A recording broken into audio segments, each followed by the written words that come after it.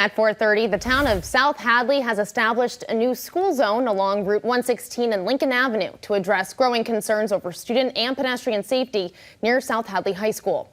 According to traffic data from the town police department, up to 47% of drivers are going over the posted 30-mile-per-hour speed limit on Lincoln Avenue and on Newton Street. Daily traffic reaches more than 8,400 vehicles, making it one of the town's busiest routes. The town has also put raised crosswalks and bicycle lanes on Newton Street and is evaluating the installation of a sidewalk on Lincoln Street to better protect all road users.